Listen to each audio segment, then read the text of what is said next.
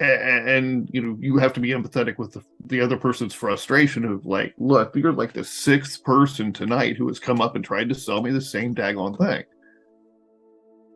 So I'm It's just it is it's but from the seller's viewpoint, you should want this because because I need to sell it. mm, um I was in Toastmasters with a guy who talked about before he created his company, he sold magazines door to door, and he described how every time he rang the doorbell, he hoped they wouldn't come to the door, but he needed them to come to the door. And it's just that whole thing that, and um right. So I might use some of the stuff before, but oh yeah, that's I'll cool. just do an intro now. Are we recording again? Yeah, Okay. hold on. Hi there, LinkedIn family. Jonathan here from Potency.world, Social Me Too, and Some Talented People.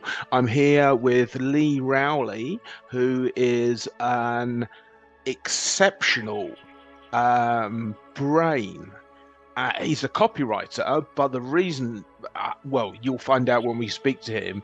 And we did a recording on creativity a little while ago, and he was unable to make it. So I've got him back today on this show. So, Lee, introduce yourself to the viewers. Hey, what's going on, people? I'm Lee, and I guess that's just the best way to describe it.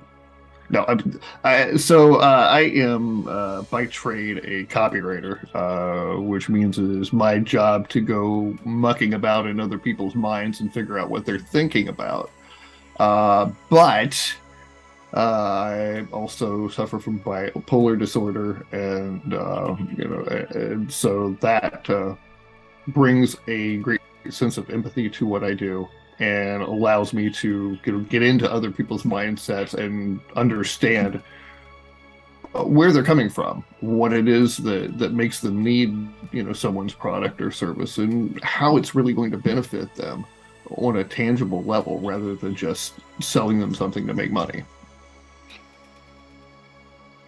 So, I was never diagnosed because I'm a bit old, but you would probably put me down with ADHD and dyslexia and some other bits and bobs, various spectrums that people talk about. Do you think, or no, do you feel that you were bipolar before you learnt to be creative, or that the creativity going on in your mind made your lived experience one of highs and lows? Well, we're talking about a classic chicken and egg conundrum here, really. I was an only child.